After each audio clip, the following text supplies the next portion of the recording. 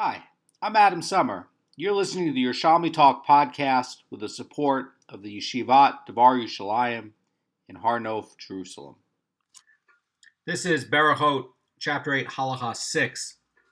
Now, we were covering at the end of Halacha 5 that there's something unique about the blessing on the fire on Motzei Shabbos, because this blessing on the fire on Motzei Shabbos, we're honoring the fire because the fire was, in a way, newly created. It was created at Motzei Shabbos. It's a new thing. It didn't come during the 6 days. It came at the end of the 7th day, after the 7 days are over. So this was not in the original creation. And so the blessing on the fire on Motzei Shabbos is going to be handled a little different than some other idea for what original light could be. We know that there's an organuz that was there, but we know that after the Shabbat ended, that the organuz went out, and Adam Harishon had to make this fire, and they had the flint, and the sparks would come out of the flint and ignite it, and it was done out of a thing of mercy. Now, this is going to get us into a very special topic about lighting for Avodah Zarah, because in the light for the Motzei Shabbos, when you're doing Havdalah, you're allowed to benefit from that light, because again, it came after. But when you're lighting the Shabbat lights, the rule is, the light that you're lighting Friday night, you're not allowed to benefit from that light. It's supposed to be much like the organuz in a way, where it's like something that's supernal and it's there and it's burning and it's holy, but you're not supposed to use it for reading. You're not supposed to get benefit where it's lighting a room and you're using it to do things in the room. You're not allowed to do that. But the light on Motzei Shabbos you're allowed to do. You're allowed to do it so you can read your prayer book. If you benefit, if it's dark, and you got benefit from it so you can read your prayer book, no big deal. And so that's part of why Bet Shammai and Bet Hillel is looking at and both agreeing on the order on the Havdalah in terms of when the light is being lit, because some people might be poor and not have a lot of oil to do it, and they might actually need the light. So in the dead of winter and the moon is not out, they might need it to light and then use it as a lamp for saying the brachas with a prayer book. So keep in mind that this is going to be a very different thing with Motzei Shabbos. And the Mishnah is going to start off and it's going to say, we do not recite the blessings over the lamp or over the fragrant spices of idol worshippers. Now, one other thing to keep in mind is, what would be disqualified from the lamp, right? Well, there's a few things going on with the lamp. What about if the oil was used in an Avodah Zarah circumstance? Another case that could be a problem. What about if they lit the lamp on Shabbat itself? Would you be allowed to use it? And the answer is no. You're not allowed to light a lamp on Shabbat. And if a non-Jew did it, could you take that lamp and use it for Havdalah? No, you can't. So you're not allowed to have benefit from anything where the non-Jew is doing malacha with the work on Shabbat. That's going to be one thing. Another thing is, what about lighting this fire in itself, right? So you have this lamp. It had Avodah Zarah oil and wicks, and it was used in a place, set up for a place, and that's the only thing. Can you go and light it and use it for Havdalah? Absolutely not, because this is something where you're not allowed to have benefit for anything at all related to Avodah Zarah. So this would give you light so you could read the blessing and that you could finish Shabbat. It's profane. So no, you can't do that. Now, what about the idol worshippers' fragrant spices? Why would that be? Now, keep in mind that the fragrant spices are created during the 6 days, and that this fire that we're lighting in the lamp is created Motzei Shabbos. So what happens there? Well, there's a deep idea there, because over here, you're having something that's totally man-made with a lamp. It's done with human ingenuity, and then in one way it's being warped and twisted for avodah zarah. In another way, with the spices, those are things that were designed and grew during the 6 days by Hashem.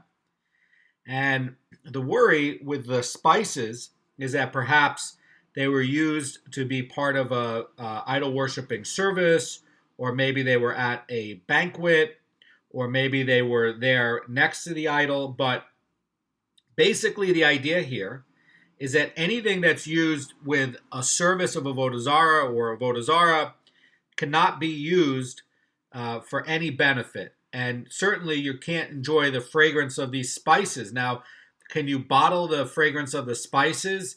I mean, it's an ethereal thing. It's a very much an ethereal thing. And that's what's so brilliant about this Mishnah, because it's taking two ethereal things and putting it together. You know, fire is amazing because if I light a match from your lamp, did I diminish your fire in your lamp? No. I have the same amount of fire and you have the same amount of fire, and I didn't reduce anything from you. So there's something ethereal about fire. And so too, there's something ethereal about the spices and the fragrance, about the smell.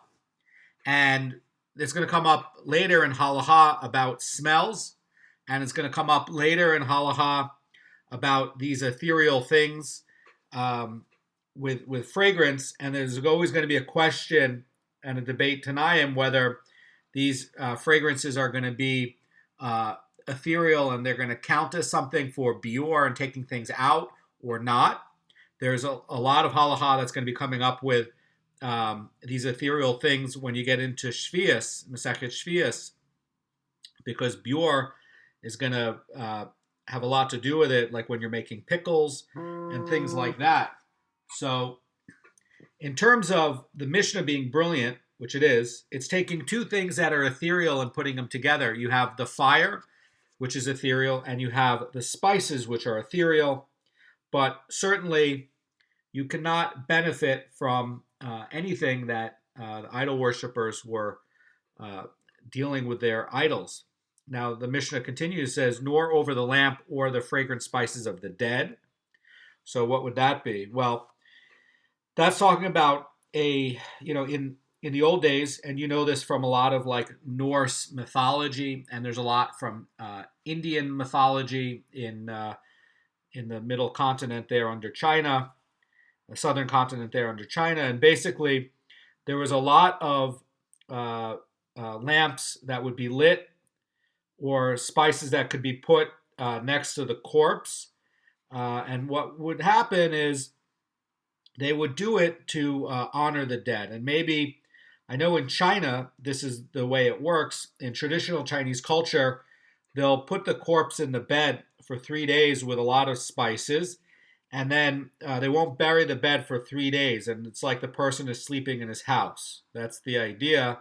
But you can't do it because it's connected to Taoism and animism, and that's going to be avodah zarah. So if somebody were to give you these spices, could you use it for Havdalah? No, absolutely not. And certainly you could not use the lamps for something like that. So in a lot of other cultures, they might not physically be bowing down to an idol, but it could be some sort of animist culture where they're not carving an idol, but they're doing these for animistic reasons with rituals of the dead. And so could you do it with that kind of avodah zarah? No. You could also look at this in terms of looking at different kinds of avodah zarah. So you have here with one sort of like death worship, death like honor for the dead, and that you have in a lot of animist things in China, particularly up in the north around Mongolia and these areas. And I've seen it before, and they might not worship an idol, but when you talk to them, the people that I'm thinking about, they're called the Zebu people, or people in Inner Mongolia. Zebu is a one of the ethnic minorities in China, they're animist. They're not. They're not. They're not Taoist.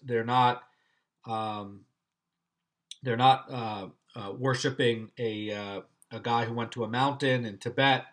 They're not worshiping any of that. They're worshiping like spirits and things like that. So there's a lot of honor that they'll do for the dead, and that's also going to be forbidden. So you could see here, like with the idol worshippers, that you could recognize as a Christian or a Hindu, and then this with the worship, the honor of dead, things like that. You also see that in some Norse mythology in Scandinavia back a long time ago.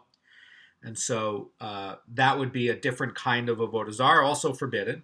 And you might have Jews that could have come in contact with these sorts of avodah zarah cults. And the Mishnah is going to continue, and it's going to say, nor over the lamp or the fragrant spices that are in front of an idol. Now, this is going to be the most obvious. You're not allowed to get any benefit from any item used in the service of an idol, okay? Now, what about something that would be ephemeral just for your senses? So what about something that is going to be with smell? Or what about with something going to be for sight? A lamp is going to light up the room, and you could use a light to read. Or what about this smell? You're having some delight from the smell, and you're not allowed to. You're not allowed to get any pleasure even from the smell, or use this ephemeral fire to light up a room. And it's forbidden to make use of the light or the spices that are going to go use for illuminating an idol and also making nice smells around this idol. So that's a deep point about how these two things are put together in the Mishnah, and how precise it is that they're putting in the lamp and the spices, because these are ephemeral. And by the way, you should also go back and look at our own Havdalah, because, hey, look at this. We're talking about the separation of the seventh day and the 6 days of work, and the separation of things that are holy from mundane. And these are ephemeral ideas too, and even more underscored by a fire which is used for a light, and you can use it for a light, and it's used after it was made after the 7 days. And you're also having another ephemeral thing, which is the smell, and it's really something dealing with the senses. So in Judaism, we also have something that's dealing with things that are higher, that are not as material, but they are very real. The spices and the fragrance is very real, even though you can't hold it, and it doesn't seem to be so material. The Mishnah continues and says, and we do not recite the blessing over a lamp until benefit is derived from its light. So the idea here from the Or Chaim is that somebody must be close enough to the light to benefit from it, and that's going to be another issue, is that you should be close enough. You can see more about that in the Or Chaim 298.4. But it doesn't mean that the person reciting the blessing must actually benefit from the illumination, right? So, even if it's just used, and you're not necessarily using it to read, you're still going to say, even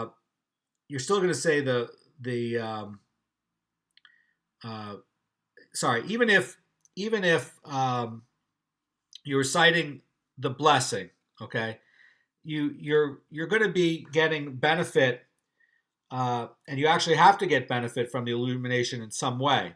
Now, let me say that again.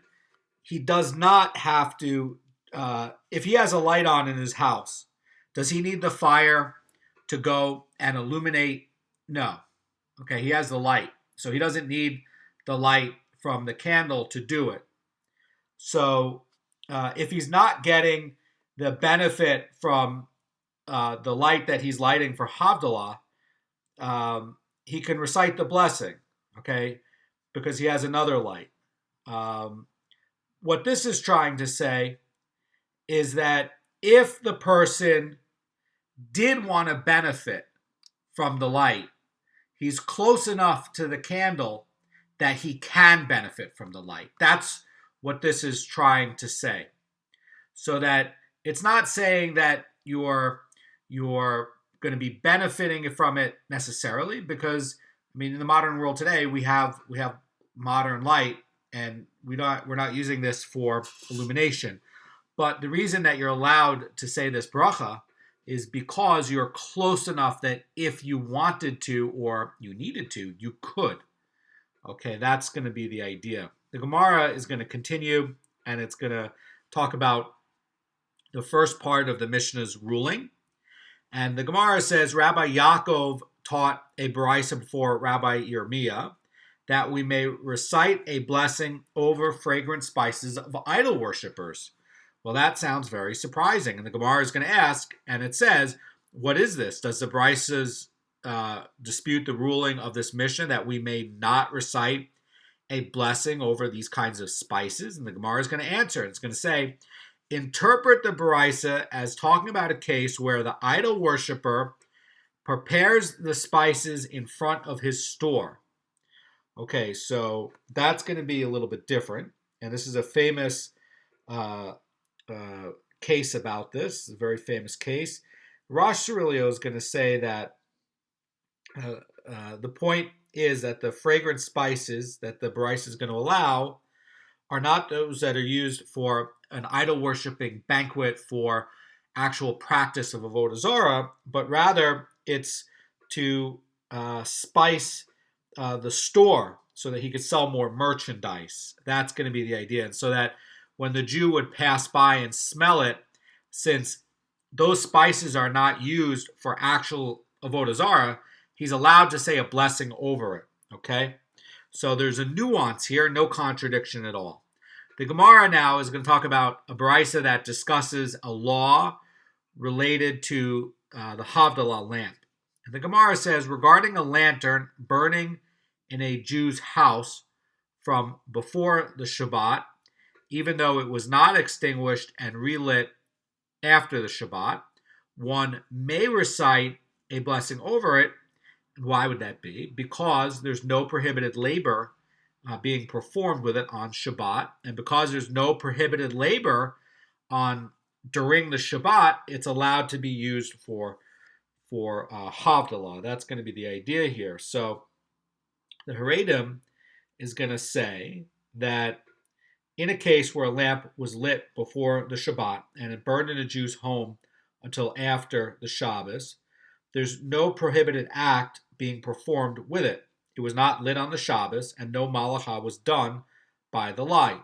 So it's suitable for Havdalah. Also, Rashi agrees with that. You can see the parallel of that in the Bavli 53a. And that's going to be important because that's setting up a context for us to look at the candle lighting for Yom Kippur in the future. And that was also brought up at the end of Halacha 5 in chapter 8. The Gemara now is going to talk about another beraisa relating to the qualifications of the Havdalah lamp. And the Gemara says that if one has a lamp in his lap or a lantern or in a glass, or he sees the flame but does not use its illumination, or uses its illumination but does not see the flame, in all of the cases one may not recite the blessing over it, because no blessing can be recited until one both sees the flame and its illumination. So you might be thinking like, this seems to contradict the ending of the Mishnah, where it says that even if you're not going to be using the fire, that you're close enough to the flame that you could, if you wanted to, benefit from it. And over here it looks like, hey, wait a second. What does that mean that he sees the flame but does not use the illumination? And the idea is that, wait a second, not so fast. You have to be able to see the flame and also use the illumination. And so over there and over here, there's no contradiction, because it means that you're close enough where you could use the illumination if you wanted to, but you see the fire. The important part is that you're receiving something from this illumination, whether you use it or not, you could use it, and you're seeing the fire. You have to have both the seeing the fire and the illumination. So you have problems like, well, what would happen if you had a flame that was nearby, but it's behind a corner? Could you actually use that? And they're saying, well, no. Or what about if the fire was so far away that you're unable to benefit from the flame at all, but you could see the fire. It's just very, very far.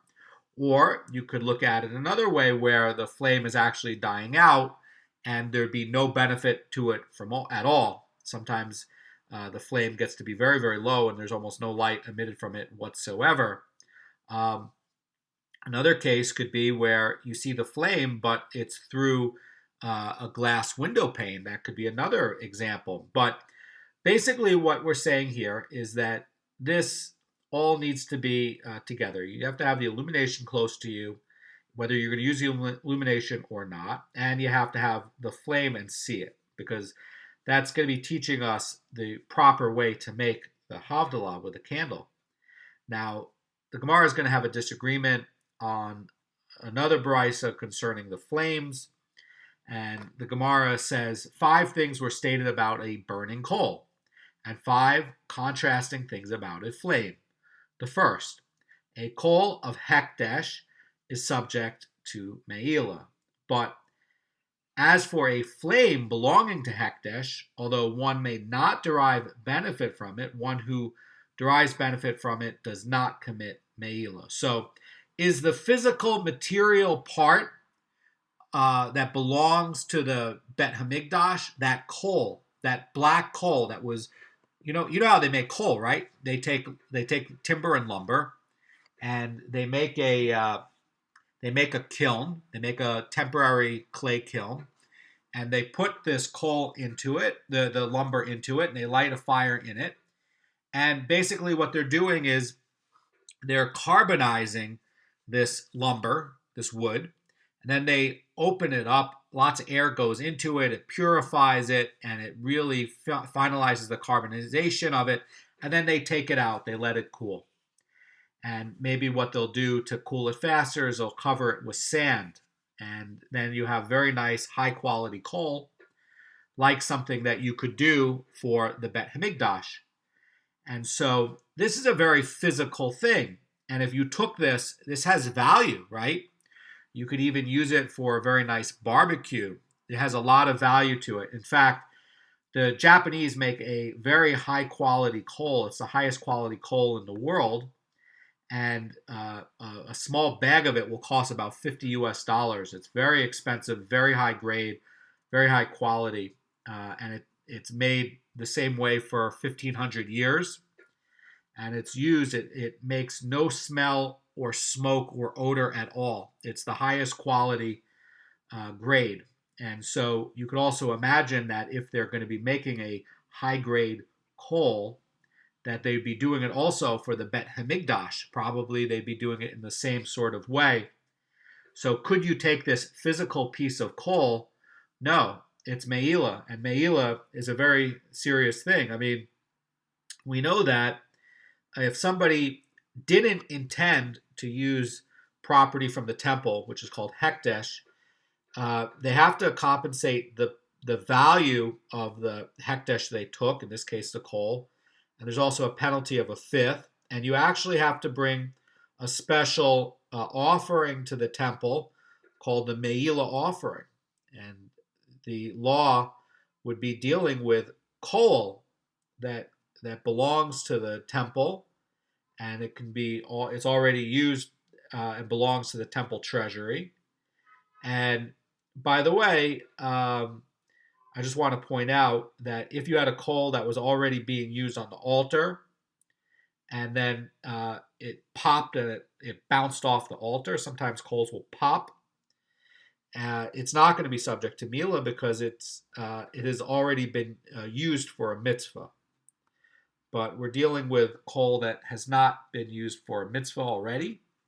So the idea here is that the flame the flame is going to be different than a burning coal because the flame is not tangible. It's ethereal, right? And so if you took a match and you held it over to that coal and you started a new flame, did you steal anything from the temple? No, you did not diminish from the temple. So you're not supposed to do that.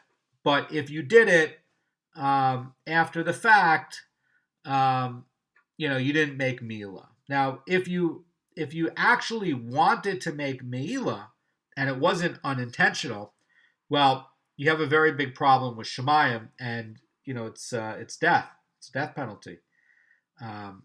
You're going to have a big problem with Shemayim. It's going to get death from heaven.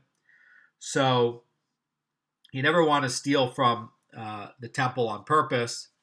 And if there's something where you're not sure on it, and you go and you pay or it's unintentional. I mean, you pay the value of the unit that you took or used plus a fifth, and then you go take a Meila offering, and then it'll be okay.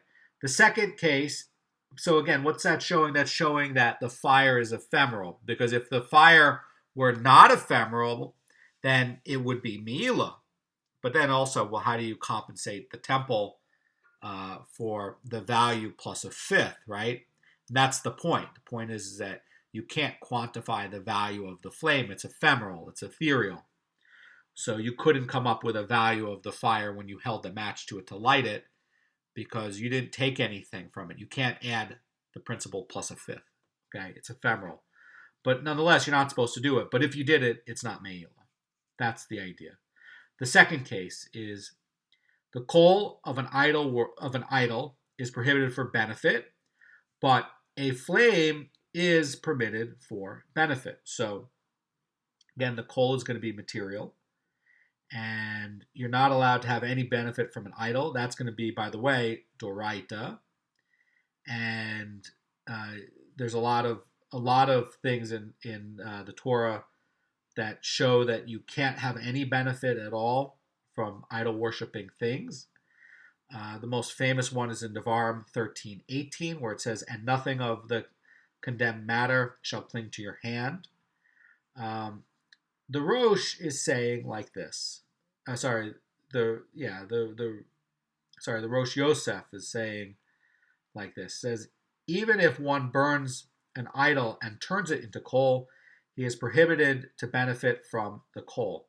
So that's a good insight. Now, there's going to be differences if an idol worshiper actually nullified it himself, and he himself says, "Oh, I lost money in the stock market, and this idol is no good, and I'm throwing out this wood idol. It's useless, and I don't worship it anymore, and it's nothing." And then he turns it into coal. Would you be allowed to use it? Yes, and so would he, because he himself nullified it. But in the case of you taking it and turning it into coal, and he still had an attachment to it and worshipped it, so that he would be very upset that you turned it into coal, would you be allowed to use it? No.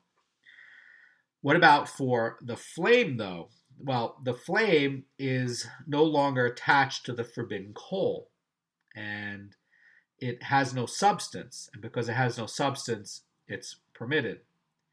And there's going to be another question. Well, what happens when you have the flame and it's still attached to the coal of the idol worshiper?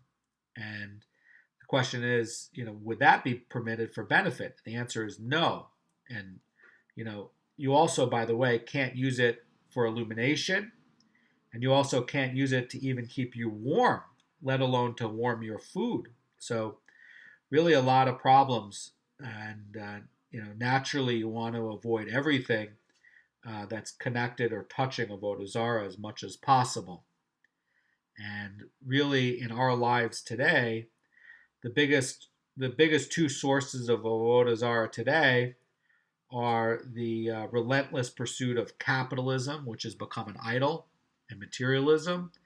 And the other is all of the contamination in the world from Christianity. So the third thing is one who is subject to a neder that forbids him to benefit from his fellow. So the idea here is that a person can become subject to a neder in one of two ways. Either Reuben vows a neder, prohibiting himself from any benefit from Shimon's property, or Shimon vows a neder, prohibiting Reuben from any benefit of one of Shimon's properties. But in either case, Reuben is forbidden to derive any benefit from Shimon's property. So, in the case of this kind of vow with Reuben and Shimon, he's going to go and he's going to say that he's forbidden to benefit from my coal. And the Gemara says, but he is permitted to benefit from the flame. Why would that be? It's going to be the same reason. The coal is going to be tangible and material, and that's going to be included in Shimon's possessions. But the flame is not tangible, it's ethereal, and that's not going to be considered one of Shimon's possessions. And also, the reference would be to a flame that is not attached to a coal. So, a flame that's not attached to a coal is going to be a whole different set of halachas, and you can see more about that in Yorach Dea 221:41. There's a lot of complexity about when it's still in the coal, and there's going to be a fourth prohibition issue about this. So it's going to say one who carries out a coal on the Shabbos into a from a private domain into a public domain is liable because he desecrated the Shabbos. Okay, so you're not allowed. First rule in Masechet Shabbos is carrying from a private domain into a public domain, and that also is going to be Doraita, and so that's going to be the first thing that's covered in Masechet Shabbos, and all the laws and the deal with moving things from one location into another. So what happens if he does it and he's moving this material thing on the Shabbos and he desecrated it, and then afterwards the other person comes along and he wants to take the flame? Is the flame going to be exempt? So that's going to be a case where in most circumstances he's allowed to take the flame. So the Haredim says that this refers to a person who fanned a flame with his hand while standing at the edge of a private domain, and he broke off part of the flame and blew it into the public domain. And since when it moves to the other domain, the flame is not attached to anything solid, it is considered insubstantial, and he is not liable to carrying it out. But if the flame is burning on a match, the person is liable, and if the match does not have the measure required, the required measure to make him liable for carrying out the match, he's liable for carrying out the flame, because a flame that is attached to a match is considered tangible and substantial. Says the Haredim to explain this a little bit more.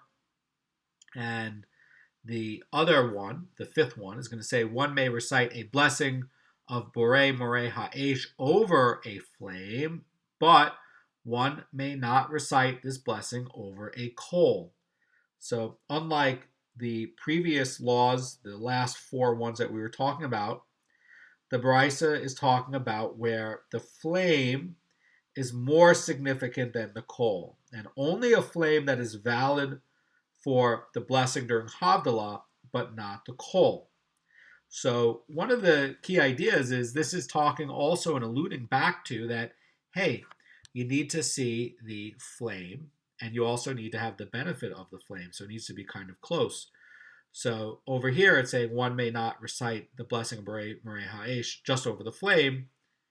One may recite it over a flame, but not recite this blessing over the coal. So you have to have the coal to be lit, and it has to have fire in it. And I want to bring up another point about this for a little bit, a different way to look at it. The Vilna Goan says like this. The Vilna Goan says a burning coal is a tangible object and is considered a person's possession, and thus it's subject to a tacham, so that if a if a person on Shabbos and Yom Tov may not walk out of his boundary of 2,000 amos in any direction, and his possessions also may not be taken out of his techem boundary by someone who has a different techem. So in this sort of case, a flame which is not tangible is not considered his possession, so there's no techem restriction. So that's another point that the Vilna Goan talks about it. So you could even look at that like a sixth one, or really like part of the last one where you have a flame that can be transported anywhere. The Gemara is going to talk about this last ruling, and the Gemara says, Rabbi Chia bar Ashi says in the name of Rav, if the coals were glowing, one may recite the blessing over them. And that's going to literally be, says the Haredim, literally whispering. That is, if the flame is still flickering in them.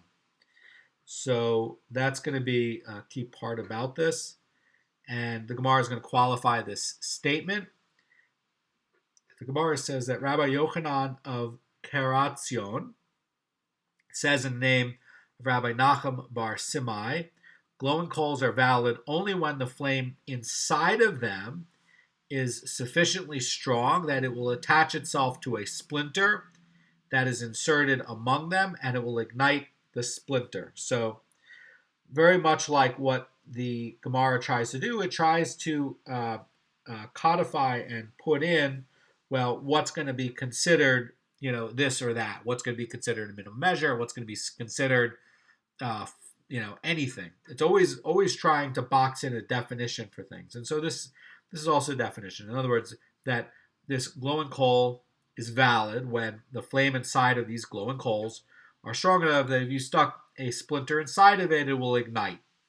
That's going to be the definition of it. So we're talking about kindling, and I want to point out something that the Ritva says in the parallel in the Bavli 53b.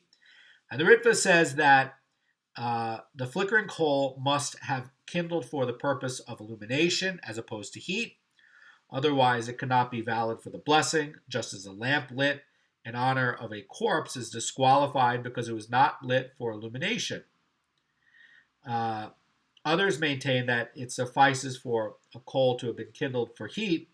Only a lamp that was not intended to provide any physical benefit at all is disqualified.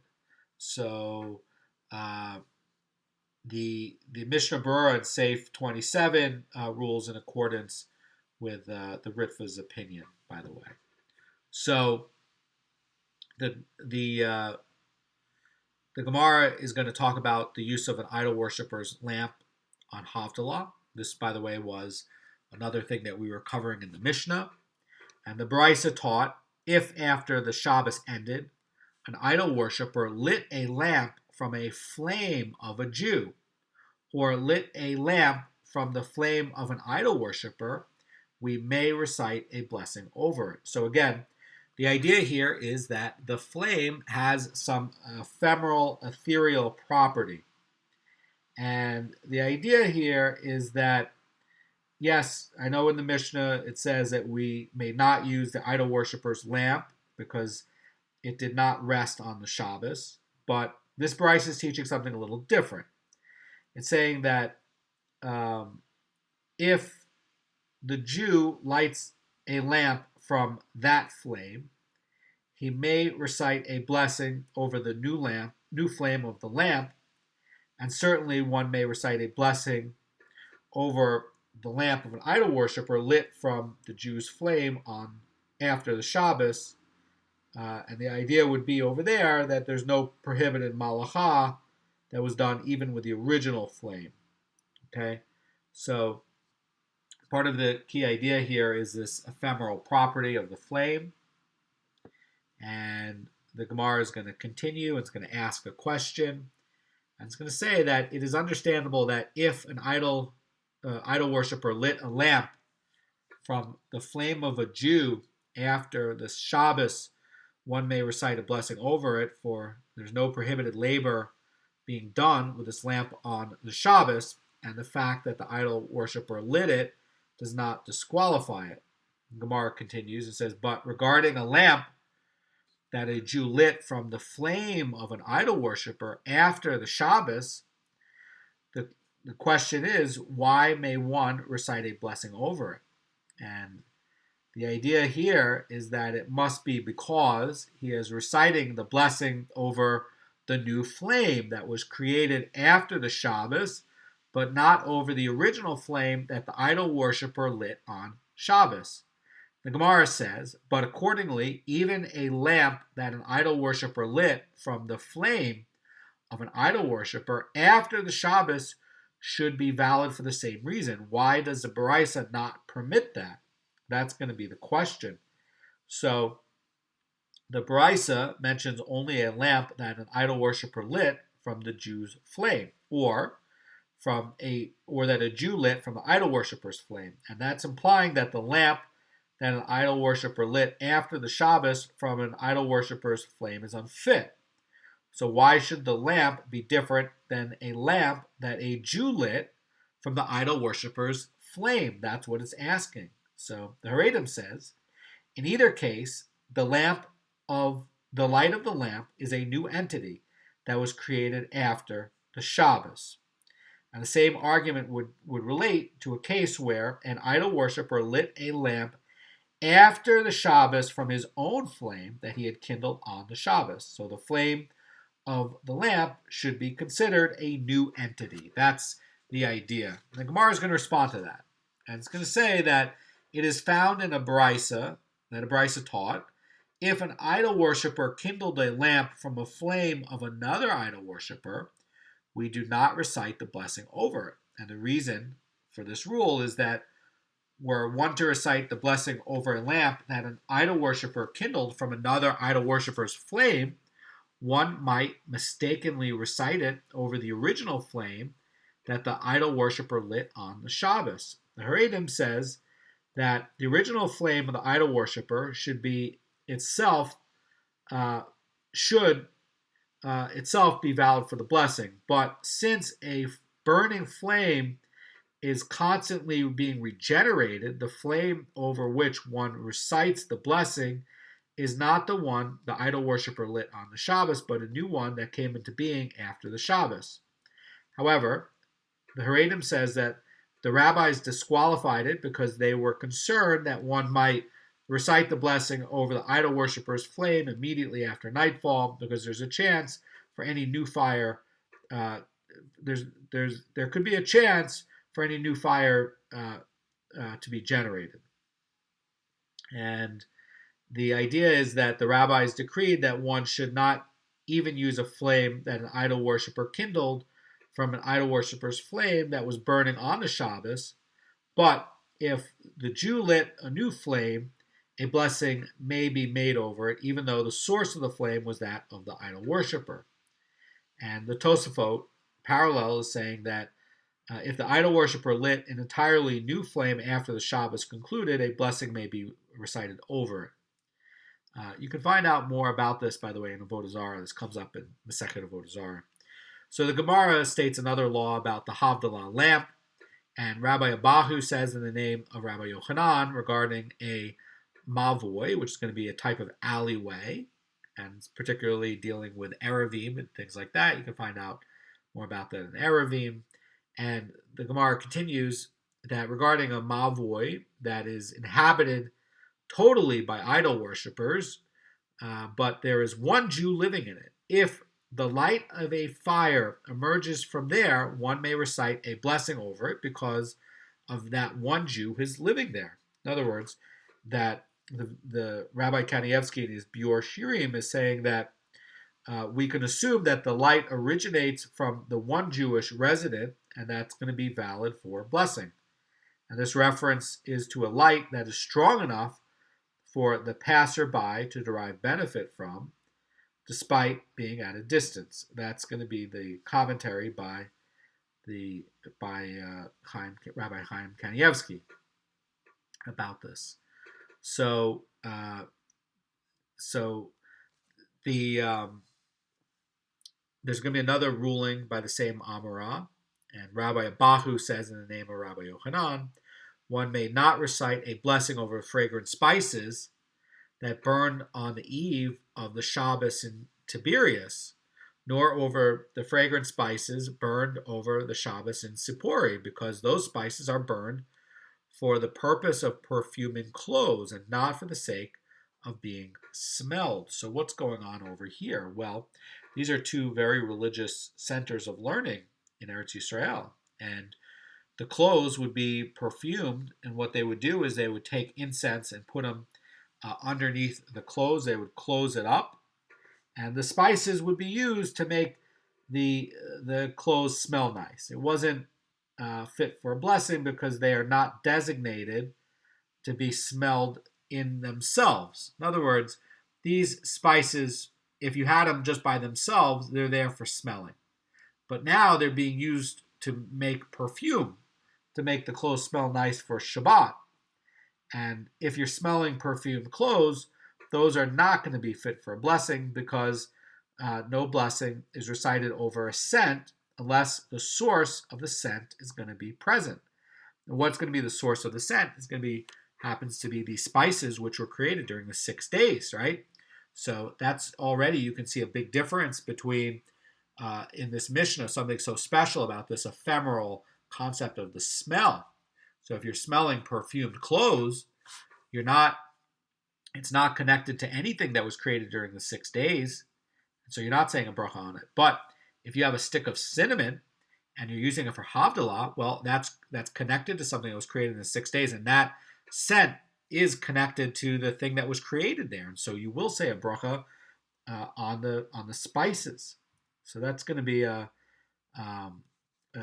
deep idea there, help us to get a deeper understanding of the special significance of the spices, not just smelling perfumed oils, but you're actually smelling the spice because it's connected to this thing that was created in the 6 days. The Mishnah stated, nor does one recite a blessing over the lamp or fragrant spices of the dead. Now, the Gemara is going to talk about this part of the ruling in the Mishnah. The Gemara says, Rabbi Hiskiah and Rabbi Yaakov Bar Acha says in the name of Rabbi Yosei, the son of Rabbi Chanina, that which you stated here is related only when the lamp and the spices are placed above the coffin of the corpse. Gemara continues and says, but if they were placed in front of the coffin of the corpse during a funeral procession, we may recite a blessing over them. And the Gemara says, because I say they are designated in respect of the living and for their benefit. In other words, what they're trying to say is that in this case, the spices are not being used to do some sort of ancestor worship. They're not being used to beautify the corpse with some sort of animistic ritual. What they're trying to say is that these spices are used, again, in China, they'll put the body in a bed for 3 days. It's going to smell. I've talked to people and they say it smells horrible. And even the skin starts to change and everything. It's terrible. But nonetheless, this is the culture. And so, how smart is the Mishnah that it's already anticipating this? And so here in a case where you're not burying the dead for many days after, and this case where they're carrying out the coffin now, these spices are used differently. These spices are because this corpse is going to smell, it's going to smell horrible. And now, so they're putting in they're saying that they're putting in these spices for the living, because the people smelling it, it'd be too much to bear. It would smell horrible. The smell of death is terrible. And so then this is not being used to somehow embellish the dead with some sort of animistic ritual. It's being used so that they can get rid of the body and make it bearable to get rid of the body. That's going to be the idea here. And the fragrant spices in the lamp, says the Rosh Cirilio, carried at the head of the funeral procession, are not intended to honor the dead, but for those who are participating in the procession. In other words, that the lamp could be used to light the way so they can get the corpse into the ground or burn it or something. But the idea would be, well, what would happen if you had a funeral lamp and they were carrying the funeral lamp in the daytime? So there's going to be a question if, a funeral that would take place at night, if it was being used in some way to honor the dead, that would be the worry. So that if you had lamps that were lit in the daytime, you would worry that, well, if they're using it in the daytime and they have the daylight, so why are they lighting the lamps? Well, they're doing it to do some sort of ritual for the dead. So they might have some sort of ritual where they're going to carry lamps no matter what, and they don't even need the daylight. And so now it's going to be connected to a use where it's going to go to honor of the dead instead of used for a practical purpose for the living. So you have to really, you can see a lot of nuance in this law. You have to look at what is the nature of how are they using it. Are they using it in any way to honor the dead person and in some sort of animistic ritual? Or are they going to be using this lamp to actually light the way so they can bury this person in the dark? That's going to be the question. The Mishnah is going to state further, nor does one recite a blessing over the lamp or over the fragrant spices that are in front of an idol. And the Gemara is going to ask, are the fragrant spices of idol worshippers, which are mentioned in the Mishnah's first clause, and the fragrant spices of an idol, which are mentioned here, but are they not one and the same? In other words, this Gemara is asking the following question. It's saying, the reason idol worshippers' spices are unfit for the blessing is that they presumably have been used in the service of an idol. So the question is that any spices or lamps that are actually in front of the idol should be unfit. So in other words, why does the Mishnah specify it? That's really going to be the question. The Haredim is going to further comment on it to help us to understand it and say that only an idol worshipper's spices are disqualified on account of having been used at a banquet that is presumed to be dedicated to an idol worshiping service, but his lamp is disqualified because it did not rest on the Shabbos. That's going to be the idea. Now, the Rif and the Rosh in Bavli 52b are saying the similar thing, that it's the lamp that is disqualified because it did not rest on the Shabbos. Now, the question is, well, what about a lamp that's brought to provide illumination for the guests?